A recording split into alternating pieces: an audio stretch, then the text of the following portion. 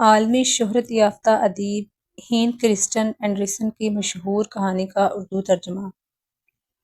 بلا کی سردی تھی، شام اندھیری ہونا شروع ہو گئی تھی، بالآخر رات آ گئی۔ سال کی آخری رات تھی۔ چھوٹی سی غریب بچی ننگے سر ننگے پاؤں گلیوں میں پھر رہی تھی۔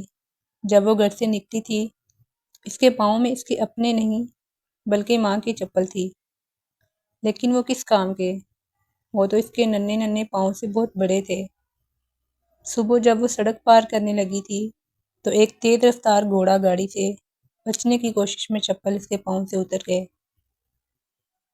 ایک تو گٹر میں گر گیا، دوسرا ایک لڑکا اس کے منہ چڑھاتا ہوا لے کر بھاگ گیا۔ بچی سے ننگے سر ننگے پاؤں پھر رہی تھی۔ پاؤں سردی کی شدت سے نیلے ہو رہے تھے۔ اس نے ایک پھٹا پرانا ایپرن باندھا ہوا تھا۔ ماچس کے کچھ پیکٹوں اس نے ایپرن کی جھولی میں رکھے ہوئے تھے۔ ایک پیکٹ گاہکوں کو متوجہ کرنے کے لیے اپنے دائیں ہاتھ میں پکڑا ہوا تھا، لیکن صبح سے اب تک اس سے کوئی گاہک نہیں ملا تھا۔ اب تک اس نے ایک پھوڑی کوٹی بھی نہیں کمائی تھی۔ سردی سے کانپتے، بھوک سے لاغر، دکھ کی تصویر بنی یہ غریب معصوم بچی گلی گلی گاہکوں کی تلاش میں پھرتی رہی۔ گھروں سے لذیذ کھانوں کی خوشبو آ رہی تھی اور اس کے منہ میں پانی آ رہا تھا۔ اس کی بھوک اور بھڑک اٹھی تھی۔ اب وہ جس گلی میں آئی تھی، اس کے دو مکانوں کے درمیان ایک چھوٹا سا تھڑا تھا۔ تھکن سے چور بچی سستانے کے لیے وہاں پہ بیٹھ گئی۔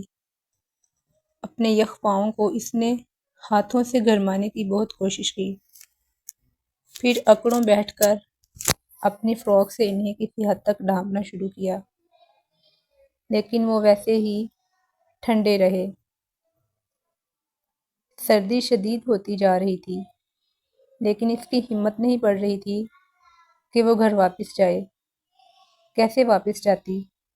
اس کی تو صبح سے ایک ماچس بھی نہیں بکی تھی۔ وہ خالی ہاتھ اپنے گھر خالی نہیں جا سکتی تھی، اور ویسے بھی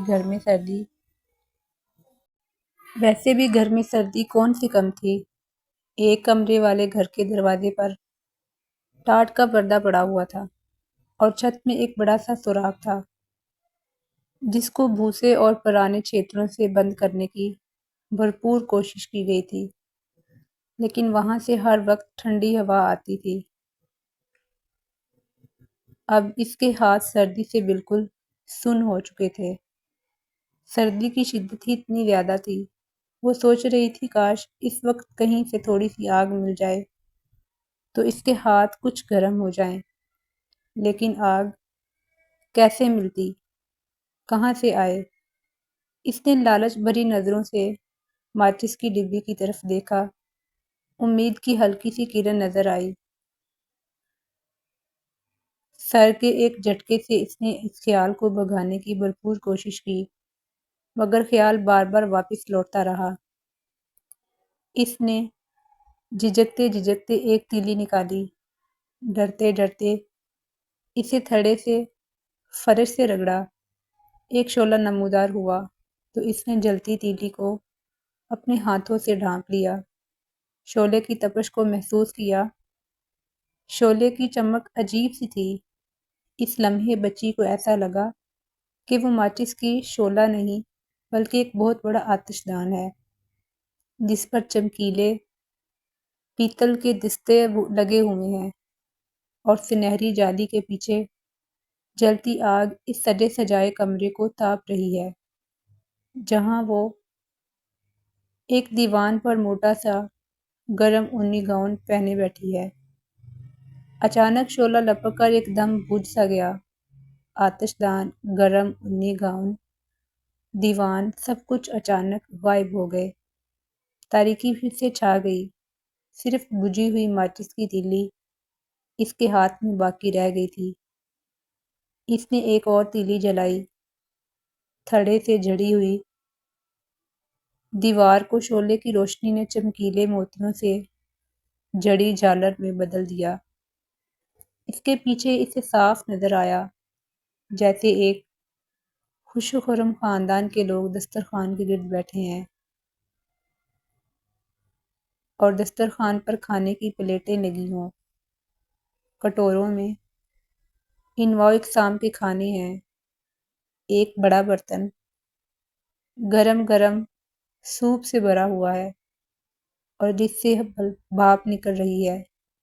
ایک لڑکا سوپ کا پیالہ لے کر اس بچی کے پاس آیا، لیکن جیسے ہی اس نے سوپ کا پیالہ لینے کے لیے ہاتھ بڑھائے،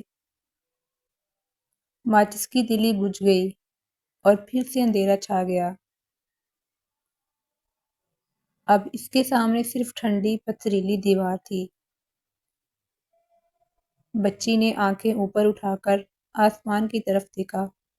ایک ستارہ ٹوٹ کر زمین کی طرف آ رہا تھا۔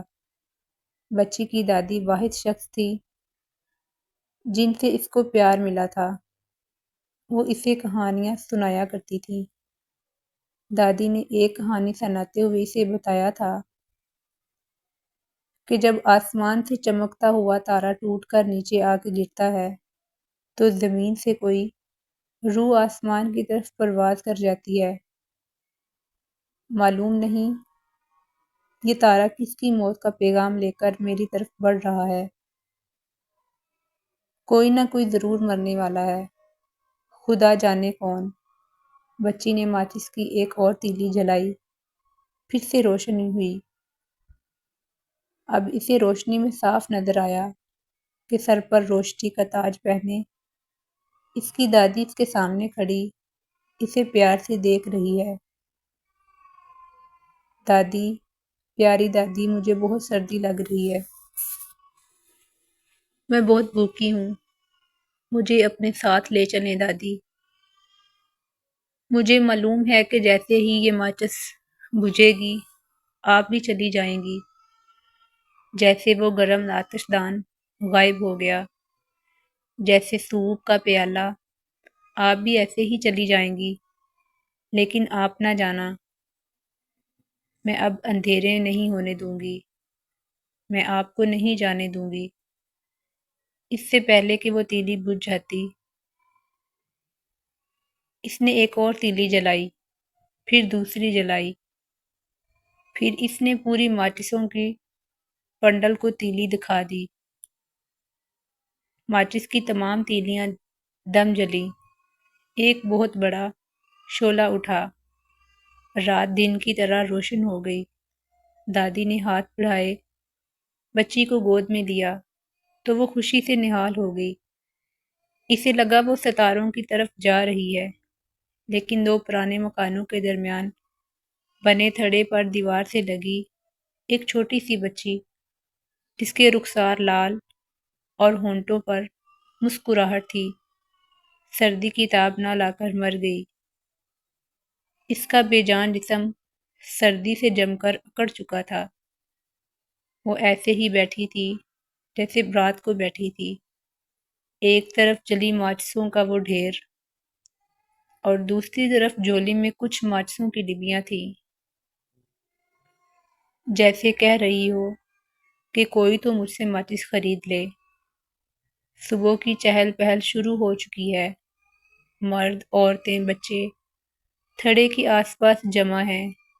کچھ لوگ کہہ رہے ہیں کہ بیچاری اپنے آپ کو سردی سے بچانے کی کوشش میں مر گئی، لیکن کسی کو نہیں معلوم کہ وہ اپنے تصور میں کتنی خوبصورت دنیا میں جا چکی تھی اور اب کتنی مسرت سے وہ اپنی بوڑھی دادی کی طرف چلی گئی ہے، اپنی بوڑھی دادی کی گود میں، ایسی دنیا میں ہے جہاں نہ بھوک ہے، نہ پیاس، نہ سردی ہے، نہ گرمی، جہاں صرف خوشی ہی خوشی ہے، محبت ہی محبت ہے اور پیار ہی پیار ہے۔